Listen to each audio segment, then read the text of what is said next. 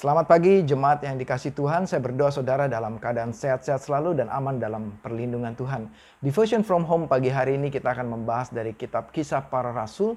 Saya akan membahas kisah perjalanan misi Paulus yang kedua. Sebelum itu mari kita mau dengar sebuah kisah seorang kapten pilot pesawat udara Amerika Serikat yang bernama Scott O'Grady. Pada suatu misi penerbangan patroli, beliau dalam schedule berpatroli di atas wilayah udara Serbia, Bosnia. Suatu ketika di dalam misi penerbangan patroli ini, dia bersama dengan rekannya ada 2 pesawat bersama-sama melintas di atas wilayah udara Bosnia. Kemudian sebuah peluncur rudal misil dari tentara Serbia meluncur mengenai pesawat Scott O'Grady dan pesawat itu terbelah 2. Jadi Scott terpaksa harus menarik kursi pelontar dan dia harus keluar dari pesawat itu dan dia terjun keluar jatuh di wilayah musuh, di wilayah Serbia, Bosnia. Scott di dalam pelariannya selama 6 hari dia diburu oleh tentara Serbia dan hari yang ke-6 tentara marinir Amerika Serikat berhasil menyelamatkan Scott O'Grady dari incaran, dari serbuan pasukan Serbia Bosnia di wilayah Serbia. Kisah Scott banyak dikutip oleh media massa, salah satunya adalah oleh CNN. Di dalam wawancaranya dengan CNN, Scott mengatakan, "Saya selalu hidup di masa depan saya selama ini." Kemudian Scott melanjutkan, "Saya belajar bahwa setelah kejadian itu Scott mengatakan, saya belajar bahwa tidak ada jaminan bahwa besok akan datang. Dan tidak apa-apa untuk merencanakan masa depan Anda. Tetapi Anda harus puas dan bahagia dengan di mana Anda berada. Dan apa yang Anda lakukan dalam hidup Anda pada saat ini. Atau kebahagiaan Anda akan pergi dari Anda." Nah, kata-kata Scott ini merubah pola pikir hidup dia. Yang sebelumnya dia katakan, saya selalu mempunyai mimpi akan hari esok seperti ini, hari esok seperti ini, masa depan saya seperti ini. Dia merancang masa depannya. Namun dari kejadian ini, Tuhan membelokkan Scott. Tuhan membawa Scott masuk ke tanah Serbia untuk mengalami tekanan yang luar biasa dan bertahan hidup selama 6 hari. Itu yang merubah Scott, bahwa dia mengatakan tidak ada jaminan apa yang dia impikan itu sesuai dengan keinginan hati dia. Karena Tuhan bisa merubahnya sesuai dengan kehendak Tuhan setiap saat. Dan Scott mengatakan, karena kejadian itu, saya belajar bahwa dimanapun Anda harus puas, bahagia, dimanapun Anda berada. Dan apa yang Anda lakukan dalam hidup Anda saat ini. Scott belajar untuk menikmati selama 6 hari di masa kesusahan itu, di masa pemburuan itu, apa yang membuat dia bertahan hidup, dia mengatakan bahwa imannya kepada Tuhan yang membuat dia bertahan hidup. Nah, pada pagi hari ini saya akan membagikan renungan pagi hari ini dengan judul Ketika Tuhan Membelokkan Kita. Mari kita lihat dari Kisah Para Rasul 16, akan saya bacakan di ayat yang keempat. Dalam perjalanan keliling dari kota ke kota, Paulus dan Silas menyampaikan keputusan-keputusan yang diambil para rasul dan para penatua di Yerusalem dengan pesan supaya jemaat-jemaat menurutinya. Ayat kelima, demikianlah jemaat diteguhkan dalam iman dan makin lama makin bertambah besar jumlahnya. Ayat ke-6, mereka melintasi tanah Frigia dan tanah Galatia karena Roh Kudus mencegah mereka untuk memberitakan Injil di Asia. Ayat ke-7, dan setibanya di Misia, mereka mencoba masuk ke daerah Bitinia, tetapi Roh Yesus tidak mengizinkan mereka. Ayat ke-8, setelah melintasi Misia, mereka sampai di Troas. Pada malam harinya tampaklah oleh Paulus suatu penglihatan. Ada seorang Makedonia berdiri di situ dan berseru kepadanya. Katanya, menyeberanglah kemari dan tolonglah kami. Lalu ayat ke-10, setelah Paulus melihat penglihatan itu, segeralah kami mencari kesempatan untuk berangkat ke Makedonia. Karena dari penglihatan itu, kami menarik kesimpulan bahwa Allah telah memanggil kami untuk memberitakan Injil kepada orang-orang di sana. Kisah tentang Paulus dalam perjalanan misinya. Paulus ini diutus oleh sidang-sidang rasul dan nabi-nabi di Yerusalem. Dari Yerusalem membuat ketetapan, membuat keputusan, membuat rancangan kepada jemaat-jemaat di seluruh wilayah Asia. Lalu surat ini dibawa kepada gereja di Antioquia untuk mereka membentuk suatu tim misi, menjalankan misi amanat agung, menjalankan misi pemberitaan Injil ini kepada bangsa asing, bangsa non-Yahudi. Di dalam perjalanan ke Asia mereka memberitakan dari kota ke kota, kota ke kota, surat keputusan sidang rasuli di Yerusalem.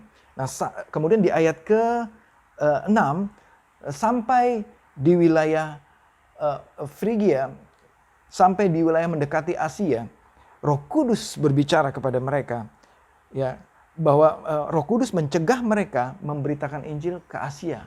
Jadi Roh Kudus mencegah ketika mereka sampai masuki pintu gerbang mencapai Asia, Roh Kudus membelokkan Paulus. Jadi Asia seharusnya mereka berjalan lurus terus ke arah barat. Roh Kudus mencegah mereka berjalan ke arah barat. Roh Kudus memimpin mereka untuk bergerak ke arah utara, yaitu melewati tanah Frigia dan Galatia, terus ke arah utara. Dan ayat ke-7, setibanya mereka di Misia, ya, kemudian mereka akan berlanjut terus ke utara, yaitu wilayah Bitinia. Tapi kali ini sekali lagi Roh Kudus berbicara kepada Paulus. Roh Kudus berbicara kepada Paulus, membelokkan Paulus ke arah barat, yaitu berjalan ke arah, setibanya di Misia, Roh Kudus mencegah mereka ke utara, tapi mereka berjalan ke arah barat sampai ke Troas. Sampai Troas pun mereka belum tahu apa yang akan terjadi. Kemudian di ayat yang ke-9, pada malam harinya tampaklah oleh Paulus suatu penglihatan, ada seorang Makedonia berdiri di situ dan berseru kepadanya. Katanya, menyeberanglah kemari dan tolonglah kami. Ketika di Troas inilah baru Roh Kudus menyingkapkan lagi yang berikutnya. Kali ini melalui mimpi, melalui penglihatan. Seorang dari Makedonia berseru-seru, kemarilah, datanglah, tolonglah kami. Seolah-olah dari seberang lautan sana berteriak, Paulus, Paulus, datanglah kemari, kira-kira seperti itu. Sehingga hati Paulus tergugah. Dia merasa, dan kemudian ayat ke-10, setelah melihat penglihatan itu, segeralah kami mengambil kesimpulan. Membuat perencanaan, oke, kita pergi ke Makedonia. Karena mereka merasa Tuhan menyuruh mereka ke Makedonia, dan benar. Di sana ada banyak tuaian dan Injil diberitakan. Saudara, di dalam perjalanannya Paulus mengalami banyak perubahan, belokan-belokan yang Roh Kudus buat dalam kehidupan Paulus. Sebagaimana Paulus juga mengatakan kepada jemaat di Efesus dalam Kisah Para Rasul 18 ayat 21. Ia meminta diri dan berkata, aku akan kembali kepada kamu jika Allah menghendakinya. Lalu bertolaklah Paulus dari Efesus. Kemudian begitu juga dengan Yakobus. Dalam Yakobus 4 ayat 13 mengatakan, jadi sekarang hai kamu yang berkata, hari ini atau besok kamu akan berangkat ke kota Anu, dan di sana kami akan tinggal setahun dan berdagang serta mendapat untung. Kita sudah bikin perencanaan matang, kita akan kesini, bisnis plan semua dengan matang sudah kita rancang. Ayat 14, sedangkan kamu tidak tahu apa yang akan terjadi besok. Apakah arti hidupmu? Hidupmu itu sama seperti uap yang sebentar saja hilang lalu lenyap. Ayat ke-15, sebenarnya kamu harus mengatakan, jika Tuhan menghendakinya, kami akan hidup, berbuat ini dan berbuat itu. Seharusnya di dalam perencanaan kita mengatakan, jika Tuhan menghendakinya, kita akan melakukan ini, dan itu. Sebagaimana Yakobus, di dalam kitab Yakobus ditulis, firman Tuhan mengatakan, jika Tuhan menghendakinya. Saudara, dari kisah Paulus dan apa yang ditulis Yakobus, ada 3 hal yang kita bisa belajar dari perjalanan misi Paulus ini. Yang pertama, kita perlu melibatkan Tuhan di dalam perencanaan kita. Sebagaimana tadi dalam Yakobus 4 ayat 15. Seharusnya kita mengatakan jika Tuhan menghendaki, kita perlu melibatkan Tuhan, apa kehendak Tuhan. Dan bahkan di tengah jalan bisa juga Tuhan belokkan arah kita. Tuhan belokkan jalan kita yang sudah kita rancang, Tuhan ganti dengan rancangan lain. Apakah rencana kita yang awal gagal? Tidak, karena Tuhan punya rencana yang belum disingkapkan 100% kepada kita. Kenapa tidak Tuhan bicara dari awal? Karena Tuhan mau saudara dan saya punya hubungan dengan Dia. Yang kedua, menjadilah fleksibel. Menjadi fleksibel terhadap kehendak Tuhan. Ketika di tengah jalan, perjalanan kita, Tuhan belokkan. Tentunya nggak enak untuk kita. Kita sudah bikin rencana, kita sudah bikin begitu matang, waktu yang kita sudah luangkan, tenaga ekstra, pikiran, waktu yang kita sediakan demikian rupa untuk kita membuat perencanaan yang begitu intens, yang begitu mendetil, yang begitu mendalam. Tetapi di tengah jalan Roh Kudus merubah perencanaan itu. Sikap hati kita seharusnya seperti Paulus. Untuk kita fleksibel. Untuk kita mengatakan, ya Tuhan, jadilah sesuai dengan kehendak-Mu. Ketika Tuhan membelokkan jalan saudara, seharusnya kita mengatakan, ya Tuhan, jadilah kehendak-Mu. Yang ketiga, saudara, kita harus tetap terkoneksi dengan Tuhan.